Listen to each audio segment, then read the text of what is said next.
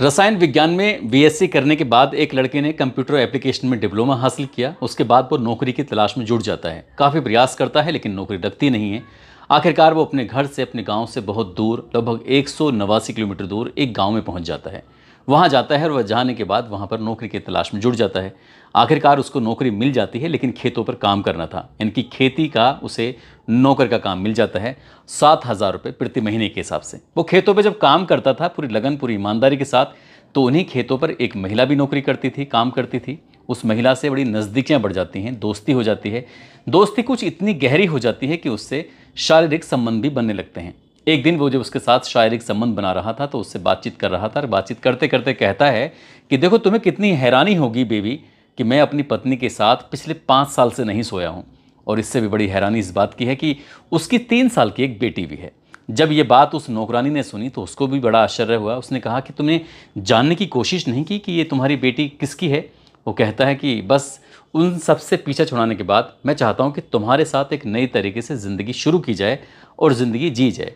बस इतना था। उस महिला ने जब ये बात सुनी, जब उस महिला ने पुलिस को अपने बयान दिए थे, तो लोगों को यकीन नहीं हो रहा था कि उसके मन में आखिरकार ये सब क्या चल रहा है। आगे जो होता है उसकी किसी ने कल्पना नहीं की थी। इतना भयानक होता है कि एक के बाद एक 5 कत्ल हो जाते हैं, और वो भी 1-2 दिन में नहीं, कई दिन लग जाते हैं कत्ल में। और जब इस घटनाक्रम का खुलासा होता है तो लोगों को वाकई आश्चर्य हो रहा था कि एक पढ़ा लिखा नौकर, जिसको नौकरी नहीं मिलती है, वो नौकरी कर रहा था, मजदूरी कर रहा था, लेकिन जो उसने घटनाक्रम को अंजाम दिया था वो वाकई बहुत भयानक होता है। न केवल कत्ल करता है बल्कि अपनी ही बेटी के साथ बलात्कार भी करता है। आदाब, नमस्कार, सत श्री अकाल। मैं उस्मान सैफी। आज की जो सच्ची घटना मैं आपको सुनाने जा रहा हूँ, ये सच्ची घटना है केरल प्रदेश के ज़िला पलक्कड़ का एक थाना लगता है पटाम्बी, और पटाम्बी थाना क्षेत्र का एक गांव लगता है अमापुर। बात कर रहा हूँ 21 जुलाई 2008 की ये बात है। एक महिला जिसका नाम सफ़ीना होता है, सफ़ीना अपने घर से बाहर निकलती है और जब जा रही थी तो अपने ही नौकर के घर पर उसकी नज़र पड़ जाती है। तो उसके घर के जो नौकर था, उसका घर के बाहर से ताला लगा हुआ था, इसलिए वो जाती है, अपने काम करके वापस लौट कर जाती है। क्योंकि कई काम ऐसे थे जो सफ़ीना को खुद करने पड़ रहे थे। वापस आती है, अगला दिन निकलता है। इनकी 22 जुलाई 2008 की ये बात है। आखिरकार फिर से उस रास्ते से गुजरना था जो रशीद का मकान है। रशीद के मकान में ही उसके जो नौकर है रेजी कुमार उर्फ रेजी, जो यहाँ किराए पर रहता है, फिर से दरवाज़ा बंद था और वो चली जाती है। कोई दिक्कत नहीं, कोई परेशानी नहीं। ठीक तीसरे दिन भी उसको घर से निकलना था। जब घर से निकल के जा रही थी तो उसने देखा क्या कि जो रशीद के मकान में उसका घर का नौकर है, किराए पर रहता है, घर का जो मुख्य द्वार था उस पर जो अब तक ताला लगा हुआ था वो बाहर से तो खुला हुआ है, लेकिन उसने जब जाकर बार बार उसको खटका करना शुरू किया, उसको नॉक करना शुरू किया, लगातार उसने आवाज़ लगानी शुरू की, तो सफ़ीना की उस आवाज़ पर कोई रेस्पॉन्स नहीं आ रहा था। वो बहुत गुस्से में तमतमाई हुई थी। सीधा अपने शोहर के पास जाती है, अबू बकर के पास, और जाकर कहती है, देखो तुम्हारे नौकर के कितने भाव बढ़ गए हैं। मैंने कितनी बार उसको आवाज़ लगाई, आज वो आया हुआ है लेकिन दरवाज़ा नहीं खोल रहा है, तुम्हें जाकर देखना चाहिए। जैसे ही सफ़ीना की बात अबू बकर ने सुनी, अबू बकर सीधा वहाँ जाता है और उस दरवाजे को लगातार खोलने की कोशिश कर रहा था, आवाज़ लगा रहा था, लेकिन अंदर से किसी तरह का कोई रेस्पॉन्स नहीं आ रहा था। उसे गुस्सा आता है, वो आसपास के लोगों के पास जाता है, जाकर कहता है कि देखो इस नौकर के कितने नखरे बढ़ गए हैं, 2-3 दिन से गायब चल रहा है, अब आया है तो दरवाज़ा नहीं खोल रहा है, कोई बच्चा तक नहीं बोल रहा है इसके अंदर। अब ऐसे करते करते जो आसपास के लोग थे वो भी इकट्ठे हो जाते हैं, और इकट्ठे होते होते जब संख्या लगातार बढ़ रही थी तभी किसी ने पुलिस को फ़ोन कर दिया। पुलिस यानी कि यहाँ की जो पटाम्बी थाना पुलिस थी वो मौके पर पहुँच जाती है, और मौके पर आने के बाद फिर पूछा जाता है कि मामला क्या है। तो बताया जाता है कि साहब देखो दरवाज़ा नहीं खोल रहा है अंदर से, सबके सब पूरी फैमिली अंदर ही है। जब ये बात कही जाती है तो पुलिस ने अपनी देखरेख में और गाँव के जिम्मेदार लोगों के साथ मिलकर आखिरकार उस दरवाजे को खुलवाया जाता है। और जब दरवाज़ा खुलता है तो पुलिस ने भी कल्पना नहीं की थी और गाँव के लोगों ने भी कल्पना नहीं की थी। दरअसल घर के अंदर 2 लाशें मिल जाती हैं। एक लाश उसकी सबसे बड़ी वाली बेटी की होती है जिसकी उम्र लगभग 12 साल के आसपास है, और एक लाश होती है उसकी दूसरी वाली बेटी की जिसकी उम्र लगभग 9 साल के आसपास है। दोनों बेटियों की लाशों को देखने के बाद अब नौकर को ढूंढा जाता है, तलाश किया जाता है, तो नौकर घर के अंदर नहीं मिलता है। आखिरकार पुलिस भी परेशान हो जाती है, आसपास के लोग भी परेशान हो जाते हैं कि ये व्यक्ति जो कई दिन से अचानक से लापता था, यहाँ था नहीं, बाहर से ताला लगा हुआ है, अब ये बाहर से ताला खुला हुआ है, ये है तो है क्या, क्या मामला है। पुलिस ने अब इन दोनों बच्चों की लाशों को कब्जे में लिया, और कब्जे में लेने के बाद आखिरकार पोस्टमार्टम के लिए भेज दिया।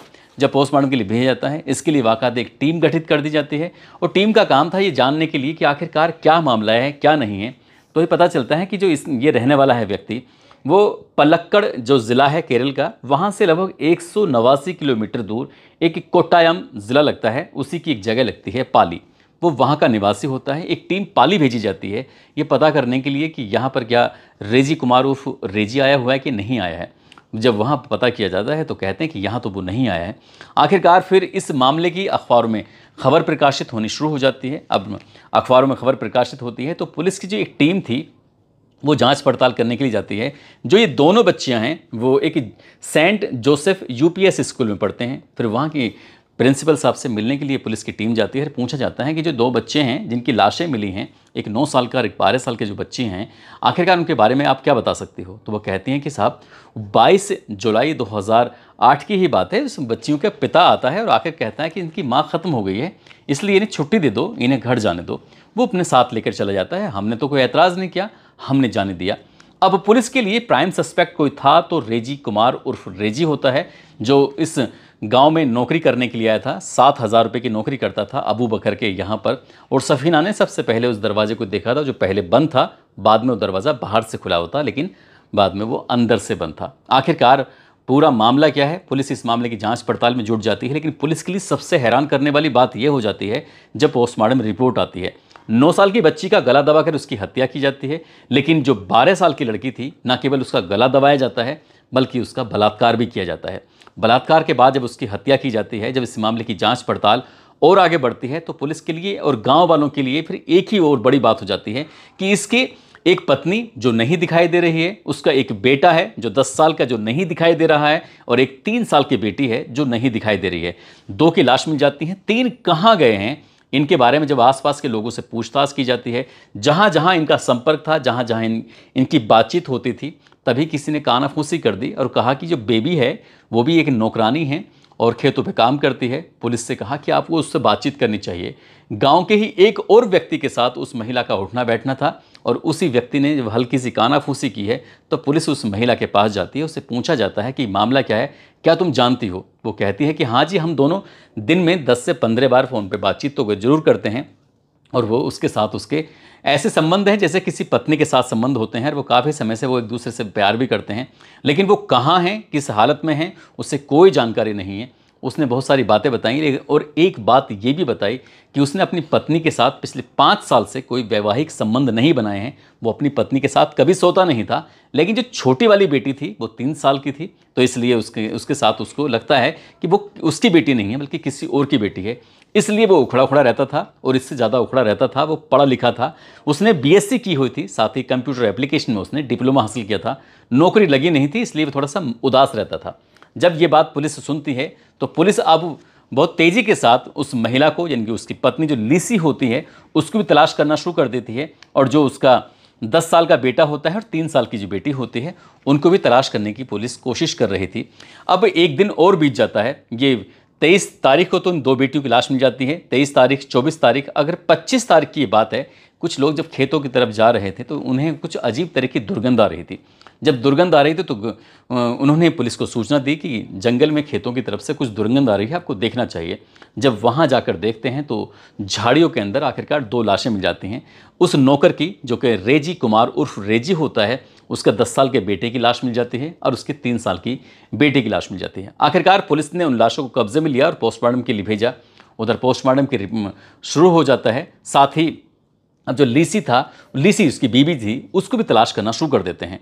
तो पता चलता है कि जब खोजी कुत्ते बुलाए जाते हैं तो उन्होंने जब तलाश करना शुरू किया है तो जो सेफ्टी टैंक था शौचालय का, उस सेफ्टी टैंक के अंदर से अजीब तरह की दुर्गंध आ रही थी। लेकिन उस दुर्गंध की और लोगों को पता नहीं चलती है, लेकिन शायद डॉग की वजह से पता चल जाता है। जब उसके स्लैब हटवाए जाते हैं तो एक और लाश मिल जाती है, यानी कि अब तक 4 बच्चों की लाश मिल चुकी थी। पत्नी की लाश जो थी वो सेफ्टी टैंक के अंदर थी। अब इनकी हत्या क्यों हुई है, किस लिए की है, पुलिस के लिए सवाल थे। पुलिस इन सवालों का जवाब जानना चाहती थी। गांव के जितने लोगों से पूछताछ कर सकती थी, पुलिस ने जितने उसके फोरेंसिक सबूत इकट्ठा करने की कोशिश की, और जो भी लैब में जांच के लिए सबूत भेजे गए थे, और वहां से जो रिपोर्ट आती है तो चौंकाने वाली रिपोर्ट आती है। उस रिपोर्ट से ये पता चलता है कि जैसे ये जो रेजी था वो गायब था। आखिरकार उस मुखबिर के माध्यम से सूचना मिलती है कि गांधीनगर पुलिस स्टेशन लगता है और पुलिस स्टेशन के पास जो बस स्टैंड है वहाँ रेजी कुमार को देखा गया है, क्योंकि उसके फ़ोटो अखबारों में लगातार छप रहे थे। वहाँ लोकल में लगातार न्यूज़ चल रही थी, लोकल में लोग लगातार उसके बारे में चर्चाएँ कर रहे थे और किसी ने कहा कि वो गांधीनगर पुलिस स्टेशन के पास खड़ा हुआ है। पुलिस ने उसकी घेराबंदी की और घेराबंदी करने के बाद आखिरकार उसको गिरफ्तार कर लिया, हिरासत में ले लिया। अब उसके कुछ जांच पड़ताल उसकी भी होती है और जो फॉरेंसिक लैब में जो भेजी गई थी जांच पड़ताल, उससे जब मिलान किया जाता है तो पता चलता है कि उसी ने अपनी बेटी का बलात्कार किया था। अब उस बलात्कार के बाद में उससे पूछा जाता है कि तुमने क्यों हत्या की, कब की, कैसे की, तो वही बात निकल के आती है कि सबसे छोटी वाली बेटी को लेकर उसे शक होता था, इसलिए उसका जो झुकाव था वो नौकरानी की तरफ था, अपनी पत्नी की तरफ कम था। अब पुलिस ने जब इससे पूछताछ की कि तुमने कत्ल कैसे किया, क्या नहीं, क्या तरीका था, तो उससे जब उसने बताना शुरू किया तो बताता है कि 8 जुलाई 2008 की रात लगभग 11:30 बजे के आसपास का वक्त हो रहा था। अपनी पत्नी से शायद वो यही बात पूछने की कोशिश कर रहा था कि ये छोटी वाली बेटी किसकी है। इसी बात को देखते हुए कहासुनी शुरू हो जाती है, कहासुनी कुछ ज़्यादा बढ़ जाती है। वो अपनी पत्नी का गला दबाता है और उसकी हत्या कर देता है।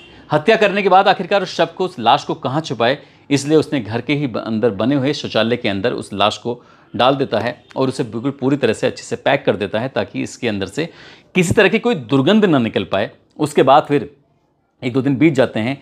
8 तारीख की घटना को अंजाम देता है रात 11:30 बजे के आसपास। 9, 10 और 11, 12, 13 तारीख आ जाती है। 13 तारीख की सुबह लगभग 4 बजे के आसपास की बात थी। उसने पहले अपनी उस छोटी बेटी को मारा जिससे वो बेइंतहा नफरत करता था, जो 3 साल की थी, जिसको लेकर उसे लगता था कि ये उसकी बेटी है ही नहीं। जब उसका वो कत्ल कर रहा था, जब उसको मार रहा था, तो बेटा भी अचानक से जाग जाता है। बेटा जब देख रहा था तो पिता का गुस्सा और बढ़ जाता है, क्योंकि बात खुल जाएगी, इसलिए उसने उस बेटे को भी मौत के घाट उतार दिया। अब पहले 8 जुलाई को वो अपनी पत्नी को मारता है, 13 जुलाई को वो अपने बेटे और सबसे छोटे वाली बेटी को मारता है, और जो आगे तारीख और बढ़ रही थी, और ये तारीख थी 23 जुलाई 2008 की सुबह लगभग 3 बजे के आसपास। उन बेटियों को एक दिन पहले ही वो सेंट जोसेफ यूपीएस स्कूल से लेके आया था, ये कहते हैं कि घर में कैजुअलिटी हो चुकी है। और वो जब अपनी बेटी को लेके आता है, जब सुबह के 3 बज रहे थे, तब उसने अपनी 12 साल की बेटी को उठाया, और जैसे उसने उठाया तो उसको देखते ही उसकी नीयत ख़राब हो जाती है। अपनी ही बेटी के साथ वो बलात्कार करता है। बेटी इस बात का विरोध भी नहीं कर पाती, करे भी तो कैसे करे, बाप है, वो अच्छा कर रहा है, ये बुरा कर रहा है, उससे कुछ समझ में नहीं आ रहा होगा। और उसने अपनी बेटी के बलात्कार के बाद उसकी गला घोंटकर उसकी हत्या कर देता है। उस बेटी की हत्या कर देता है। एक और बेटी थी जो 9 साल की थी, उसकी भी आँख खुल जाती है। अपने पिता को कुछ गंदी हरकत करते हुए देख लेती है। मौका पाते हुए वो अपनी बेटी को भी मार देता है। आखिरकार अब तक उसने जो मेन दरवाज़ा था उस पर ताला लगाया हुआ था, लेकिन वो जब इस घटनाक्रम को अंजाम देता है तो अंदर से दरवाज़ा बंद करके और किसी तरह से रास्ते से टाइल्स वगैरह हटा के, बताया जाता है कि जो छान छप्पर जो भी था उसे हटा के वो आराम से वहाँ से निकल जाता है ताकि किसी को खबर ना लग सके, और वहाँ से वो दूर चला जाता है। लेकिन पुलिस ने जब पूरे कड़ियों को जोड़ा, सबूत इकट्ठा किए, सबूत इकट्ठा करने के बाद एक एक चीज़ को जोड़ने के बाद जब मामला ये अदालत पहुंचता है तो पता चलता है कि साल 2010 के आसपास की बात थी। निचली अदालत से इस रेजी कुमार उर्फ रेजी को सजाए मौत का हुक्म सुनाया जाता है और कहा जाता है कि इसे तब तक फांसी के फंदे पर लटका कर रखा जाए जब तक कि इसके प्राण ना निकल जाएं। अब ये इस व्यक्ति ने अपील करना शुरू किया। जब ये अपील करता है तो केरल के हाई कोर्ट में, तो वहाँ की निचली अदालत का जो फैसला था 14 नवंबर 2014 को, ये कहा जाता है कि जो निचली अदालत का फैसला है उसको बरकरार रखा जाए। ये बहुत ही दुर्लभतम केस है, विरलतम केस है, ये rare of the rarest case है। ऐसा कोई कैसे कर सकता है? अपने 4 बच्चों को मार देगा, अपनी पत्नी को मारेगा और अपनी ही बेटी का बलात्कार भी करेगा। इसलिए इसको जीने का कोई अधिकार नहीं है। मामला और आगे बढ़ता है और आगे बढ़ते बढ़ते लगातार कई साल बीत जाते हैं, तो वो तारीख आती है 22 अप्रैल 2025 की तारीख। आखिरकार पूरा मामले की सुनवाई की जाती है और मामले की सुनवाई करने के बाद जो बचाव पक्ष का वकील होता है वो कहते हैं कि पूर्व में इस व्यक्ति ने कोई अपराध ही नहीं किया था, इसका कोई आपराधिक इतिहास नहीं है, मनोस्थिति इसकी ठीक नहीं थी, और आप देख सकते हैं पिछले 16 या 17 सालों में उसने कोई भी ऐसा अपराध नहीं किया है, किसी को कोई नुकसान नहीं पहुंचाया है, उसका आचरण बहुत ही अच्छा है बाकी सब कैदियों के प्रति। अगर उन घटनाओं को छोड़ दिया जाए तो उससे पहले या उसके बाद इसने किसी तरह का कोई अपराध नहीं किया है। ये आदर्श कैदी बनने के लिए लगातार प्रयास कर रहा है, इसलिए इसकी सज़ा को कुछ माफ़ कर दिया जाए। इसने बहुत बड़ी जीवन अपना सलाखों के पीछे गुजार दिया है। अदालत ने आखिरकार इस बात को सुना और सुनने के बाद इसकी फांसी की सज़ा को उम्र कैद यानी कि आजीवन कारावास में तब्दील कर दिया और कहा कि जब तक इसकी आखिरी सांसें हैं तब तक इस सलाखों के पीछे रहेगा, तब तक इसे बाहर निकलने का कोई अधिकार नहीं है। भले ही चाहे आदर्श कैदी बन गया हो, लेकिन सलाखों के पीछे ही इसकी मौत आएगी। दोस्तों, इस पूरे घटनाक्रम को सुनाने का उद्देश्य किसी को परेशान करना नहीं है, किसी का दिल दुखाना नहीं है, बल्कि आपको जागरूक करना है और आपको सचेत करना है। जाते जाते जम्मू के रहने वाले हैं मोहनलाल और साथ ही पलक पटेल हैं। आज इनका जन्मदिन है। इनको जन्मदिन की ढेरों सारी शुभकामनाएं, बहुत बहुत मुबारकबाद। कुछ लोगों ने नाम लेने की अपील की है, जिसमें आतिफ खान, गुलाम बारिश, मोहम्मद शहजाद अजीज, अजमल अकरम पठान, संदीप पासी, हासिम अहमद, दीपांकर गौतम, फिरदोश रज़ा, दिनेश यादव, शंकर सोनी, आमिर खान सैफ़ी, रशीद अरवाज़, आरिफ हुसैन सैफ़ी, शिल्पा चौधरी, प्रमिला प्रजापति, डॉक्टर नरेंद्र तोमर, सनी कुमार, प्रमोद कुमार, छोटू यादव। आप सब लोग अपना ख्याल रखें, सुरक्षित रहें। जय हिंद, जय भारत।